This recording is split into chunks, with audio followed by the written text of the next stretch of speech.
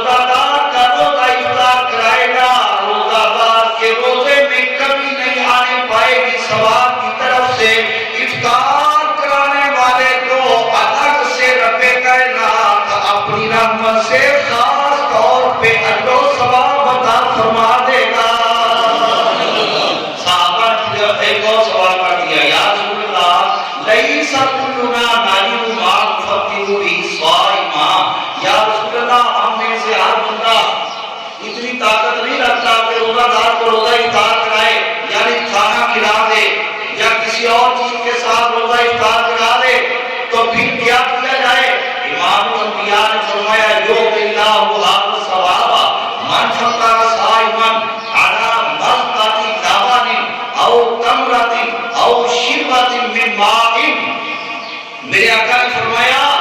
اللہ تعالیٰ روزہ کی افطاری کا جو ثواب عطا کرتا ہے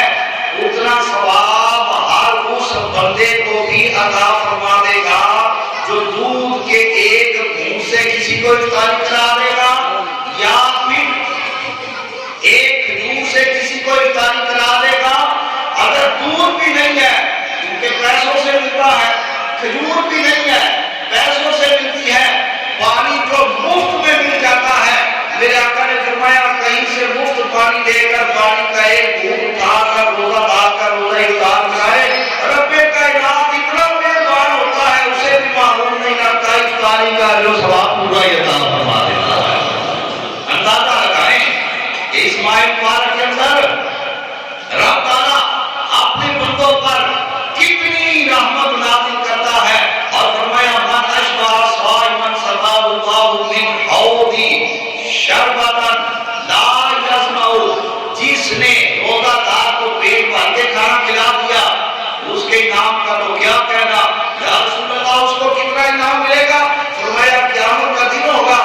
میدان حشر لگا ہوگا، ایسا کھانا کھلانے والا بندہ جب میرے حوض کوثر پہ آئے گا تو رب کائنات اس کو اتنا پلائے گا، حوض کوثر سے اتنا پلائے گا کہ سورج سوا دیوے پہ ہوگا، زبانیں کانٹے کی طرح خشک ہو کر منہ سے باہر آ چکی ہوں گی، مگر اس کو رب تعالیٰ حوض کوثر سے پلا